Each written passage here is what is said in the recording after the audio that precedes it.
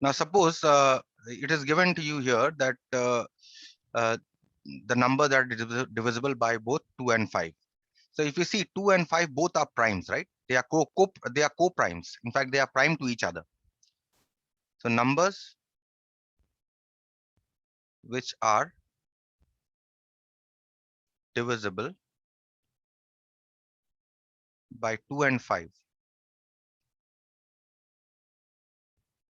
okay, are the same as numbers that are divisible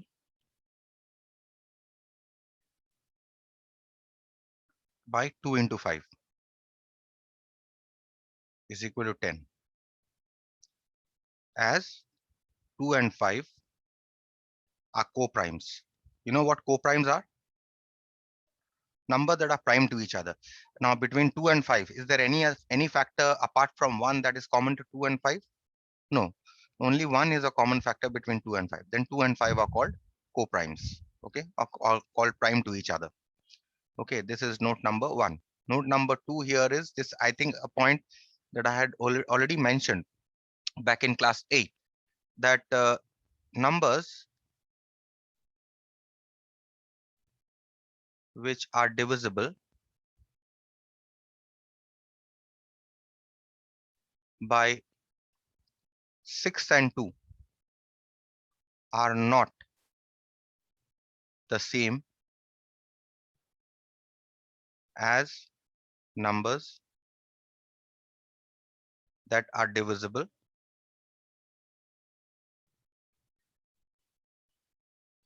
by 6 into 2 equal to 12. As why? Because you see 6 and 2 are not co-primes, because apart from 1, what is the other factor that they have in common? They have the factor 2 in common, as 6 and 2 are not co-primes,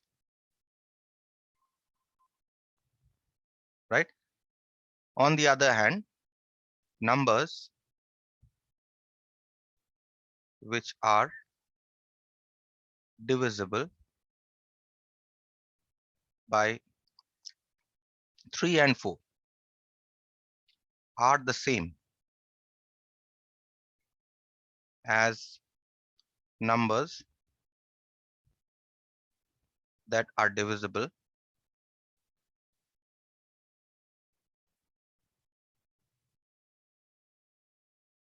by 3 into 4 equal to 12. Why? 3 and 4 are co-primes, that's why. Because apart from 1, they don't have any other factor in common. Okay, so I hope you understand the distinction between these two. Okay, so that is why we say that numbers that are divisible by 2 and 5 are the same as numbers that are divisible by 10. So effectively in this problem, what you need to find is all the numbers, how many numbers are there between 101 and 100 and 999, which are divisible by 10. Okay, so so numbers between 101 and 999, which are divisible by both 2 and 5, that is divisible by 10, are, what are the numbers? First number will be 110, which is divisible by 10. Next number will be 120. Third number will be 130, and so on. This will continue till what? Till 990. Right? So you need to count how many elements are there in this set. How many terms are there in this AP? So this actually forms an AP, right?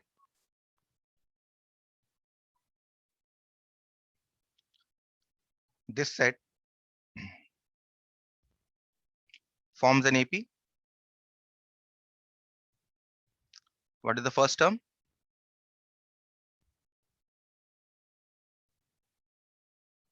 110. And what is the common difference?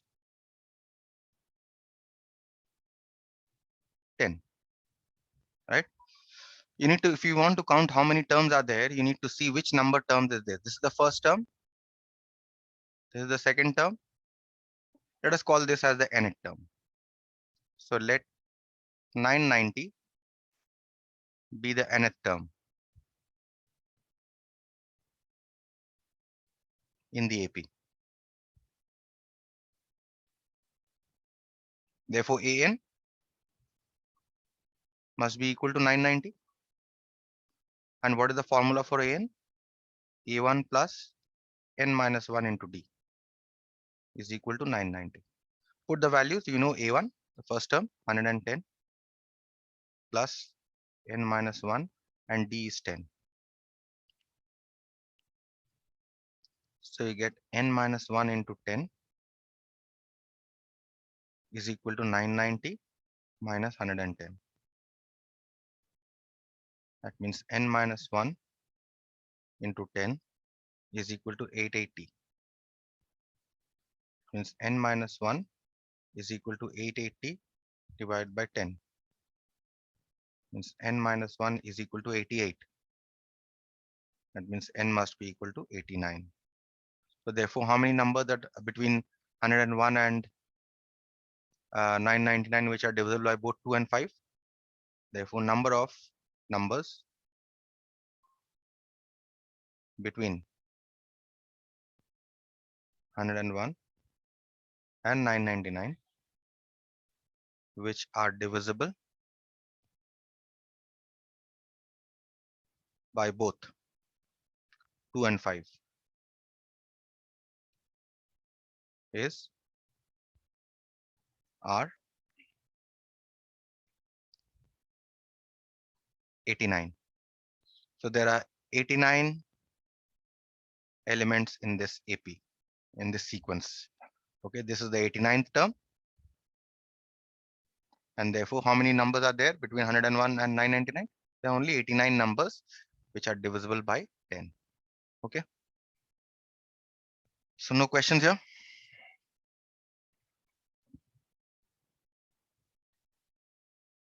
No, sir, no question. We are going to discuss the next problem here.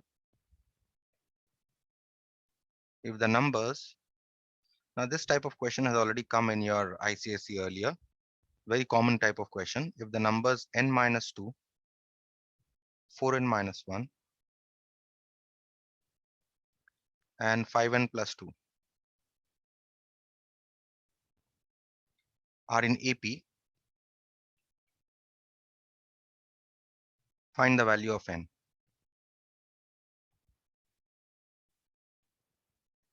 Okay, now these three numbers are given to you in AP. Okay, so since n minus 2, 4n minus 1, 5n plus 2 are in AP, what will be the common difference?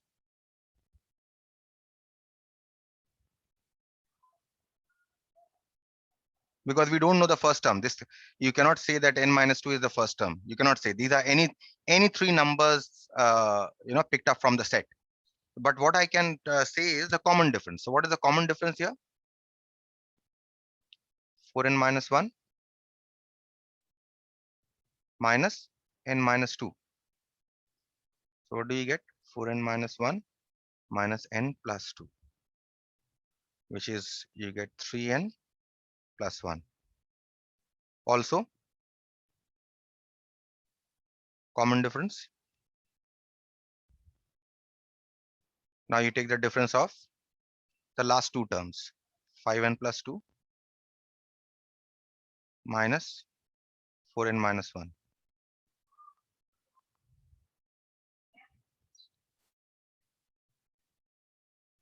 So 5n minus 4n is n plus 3. So now these two, since this is an AP, these two must be equal. Therefore, 3n plus 1 must be equal to n plus 3. Now you can solve for n.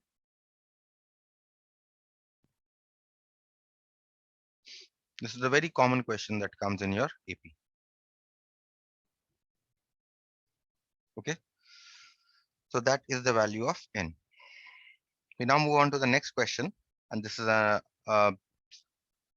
kind of an important question, you can say, and it requires a little different technique. That is, before this question, I'll give you a small note here that any three numbers in AP, numbers whose sum is known to you or whose sum is given to you,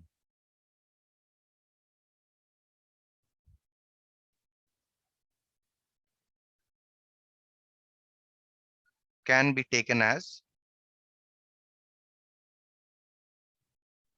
A minus D, A plus D. Now, A and D here are not the first term and the common difference. Okay, just remember this.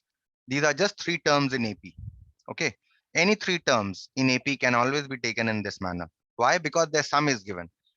Why will I take it in this manner? I will show you in the next in this problem. For this kind of a problem, you will always assume this the three numbers to be in this manner: A minus D, A plus D.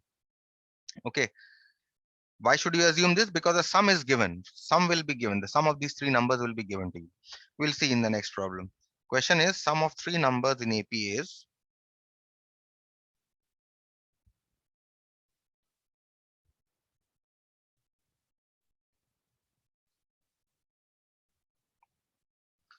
AP is 3 and the product is minus 35.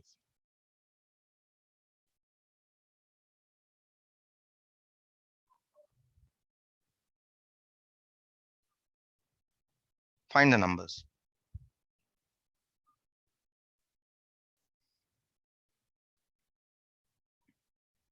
Okay. Now see, sum of three numbers is given to you. Whenever you see this phrase, sum of three numbers, you will always take the numbers to be A minus D, A plus D. So I take, let the three numbers in AP as in AP be A minus D, A plus D. These are the three numbers in AP. Now what is the sum given according to the problem?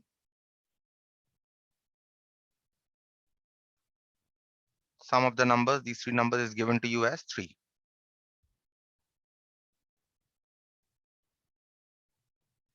Okay. Now you see why I took the numbers in this manner: A minus D, A plus D. I took the numbers in this manner so that this minus D and this plus D can cancel. So that I get 3A is equal to 3. That means I get A is equal to 1. So I get the value of A just from the first information that is given, that the sum of the numbers in AP is 3. So therefore, what are the numbers? The numbers in AP are A we have already got as 1. So 1 minus D will be the first number. Next number will be 1 and next number will be 1 plus D. Okay. Also, if you see the second condition, their product is given to be minus 35. Their product means the product of the three numbers. So also according to the problem, product of these numbers 1 minus D into 1 plus D is equal to minus 35. Yes, minus 35.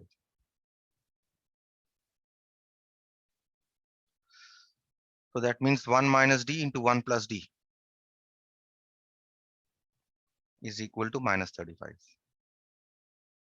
That means you get 1 minus D square is equal to minus 35. That means you get 1 plus 35 is equal to D square.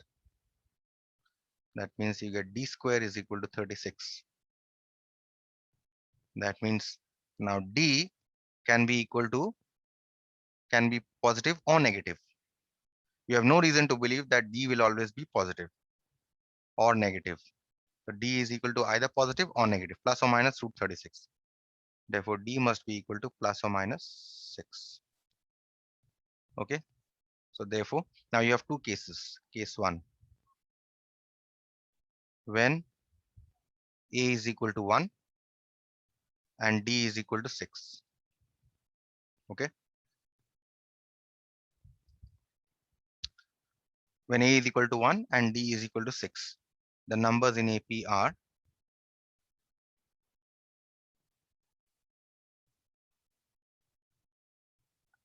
A minus D, 1 minus 6, A plus D. That is minus 5, 1, 7. And case 2 is when A is equal to 1 and D is equal to minus 6. The numbers in AP are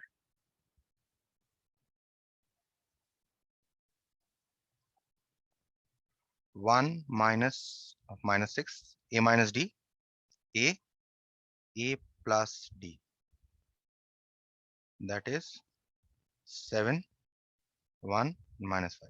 You see, for both the cases, we are getting the same AP actually, but only the terms are reversed. So both the cases are acceptable.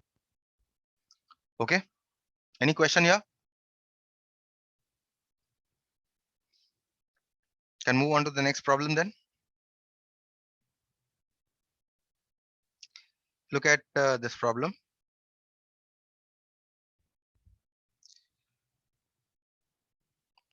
The sum of three numbers in AP is 30.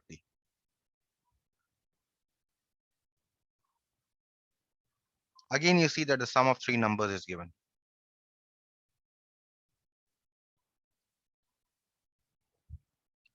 And the ratio of the first number to the third number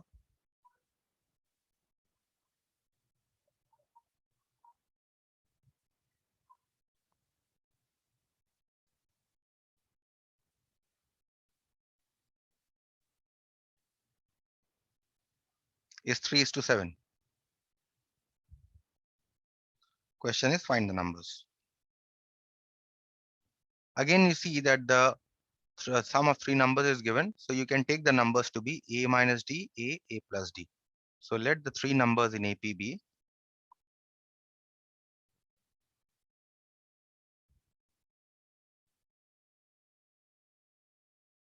A minus D, A plus D. So according to the problem, sum of the three numbers is given to you as 30.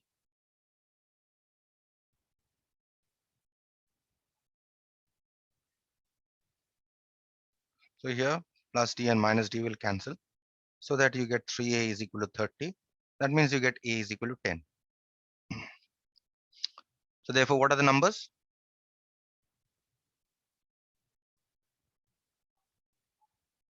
The numbers in AP are A minus D,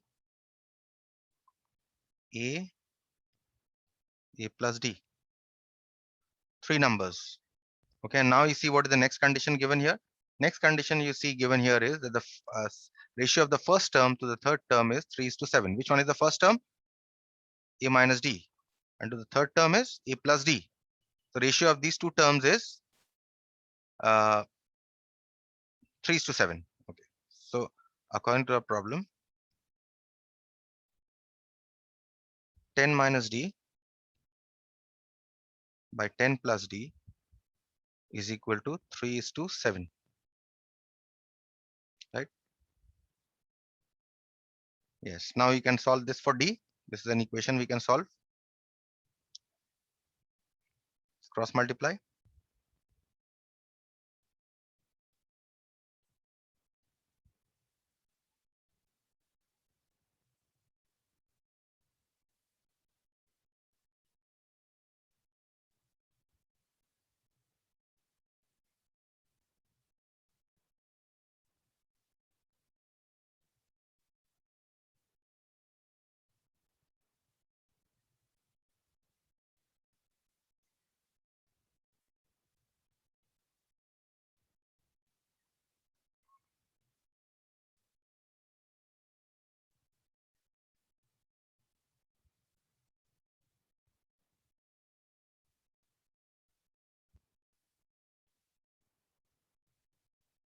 So you're getting D is equal to 4.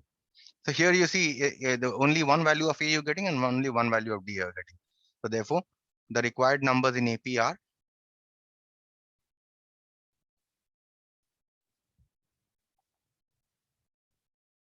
here you don't have case 1 and case 2. A minus D, A plus D. That is 6, 10, and 14. These are the three numbers that are in AP. Okay, so that finishes your the part on the nth term. Now we come to something called as the sum of the AP series. Okay, that is the next part. Sum of an AP series. Now, what do you mean by a series? Now you see that if I give you an AP,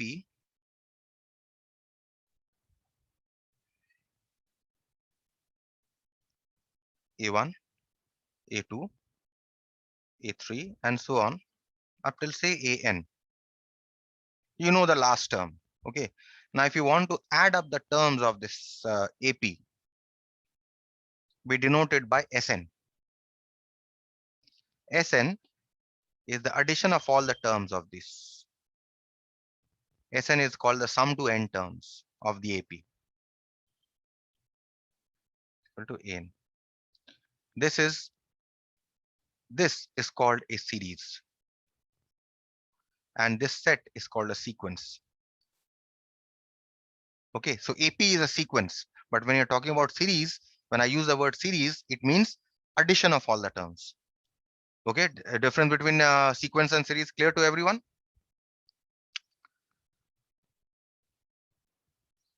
Now, for how to sum up the terms of an AP. Suppose if you know the first term and the last term of the AP. So let A1, A2 up till AN be an AP where first term A1 is given and the last term and the nth term AN is also given.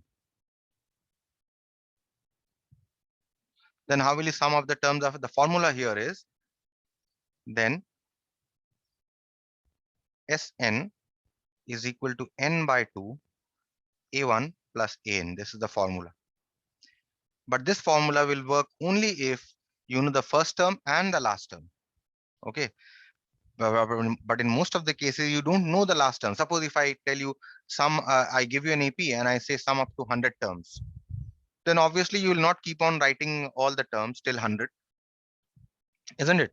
You will obviously what you will do is you will find out n, right? You know n is equal to 100, and then you can use the formula. In such a case where you don't know the last term, then we use the other formula. Okay, let an AP have first term A1 given and the common difference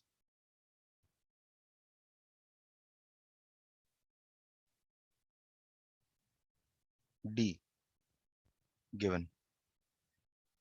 In such a case, we use the formula Sn is equal to n by 2 twice A1 plus n minus 1 into D. Okay, this is the main formula that we shall be using to sum up the terms of an AP. Let me give you a very simple example, a very standard example of sum of n terms of an AP. Suppose I have an AP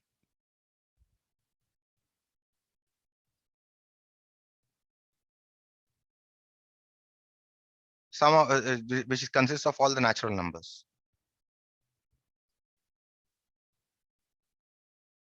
This is the AP, right? So how will you sum up this AP? You know the first term and you know the last term also, right? And what is the number of the last term? This is the 10th term, right? You already know this is the 10th term and you already know this is the first term. You can use the first formula here. This formula you can use. Therefore, how many terms you are summing up? You are summing up 10 terms. So here n is equal to 10. So therefore, sum of n terms is n by 2. So first write this formula for Sn. Sn is equal to n by 2 a1 plus an. Therefore, S10 will be equal to 10 by 2. First term here is 1 plus, and the last term here is 10, the nth term, right? So which is equal to 5 times 11, which is equal to 55. Fine. You can add up and check. You can add up 1 plus 2 plus 3 plus 4 up till 10. You can check, the sum will come to 55. Okay. Another example of this time of the second formula. Let the AP be, suppose if I give you this AP and you don't know the last term, and what I do is last term I say as, uh, let's say I write to you as 199th term. Although in this case, you know the 199th term, right? In this case, the 199 term will be 199 itself, right? In this case, how will you sum up? Here, since you can use a second formula here, because first term will be 1. The common difference here is 1. So write down the formula. Sn is equal to n by 2 twice a1 plus n minus 1 into d. We have to sum up till 199 terms. So therefore, S199 is equal to 199 by 2 into twice E1 here is 1 plus 199 minus 1 into 1, which is equal to 199 by 2 into 2 plus 198, which is equal to 199 by 2 into 200. So your sum is 19,900. Fine. So this is the application of these two formulas. So I'll stop here and I will continue with the problems from this part tomorrow. Okay.